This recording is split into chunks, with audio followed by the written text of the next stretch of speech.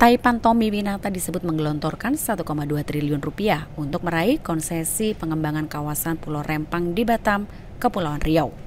PT Makmur Elok Graha atau MEG, anak perusahaan dari grup Arta Graha milik Tommy Winata, membayarkan nilai sewa tanah Pulau Rempang sebesar 26.000 per meter selama 30 tahun. Kepala Biro Humas Promosi dan Protokol BP Batam, Aryastuti Sirait, mengatakan perusahaan Tommy Winata itu melakukan perjanjian kerjasama sejak tahun 2004. Ia pun menguraikan setelah masa kerja selama 30 tahun habis, bisa diperpanjang 30 tahun lagi untuk periode yang kedua.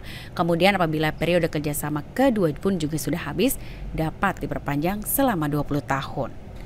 Aryastuti mengatakan dalam setiap masa perpanjangan habis, syarat kerjasama atau nilai sewa bisa dievaluasi sesuai dengan kesepakatan.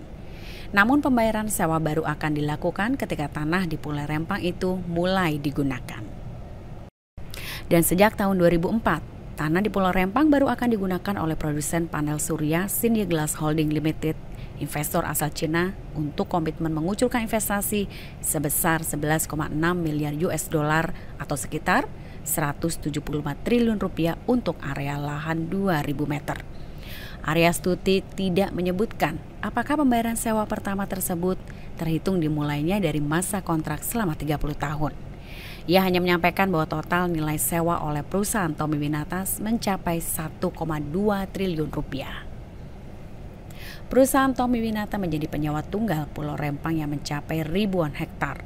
Selain Rempang, Tommy pun menjadi penyewa Pulau Galang. Ketiga pulau bersama Batam tersambung dengan jembatan yang dikenal dengan Jembatan Barelang, Batam, Rempang, dan Galang. Pulau Rempang akan dikembangkan menjadi kawasan industri dengan nama Rempang Eco City. Semula developer kawasan Sudirman Central Business District atau SCBD itu disebut-sebut akan mengembangkan Rempang sebagai kawasan hiburan terbesar di kawasan Asia Tenggara.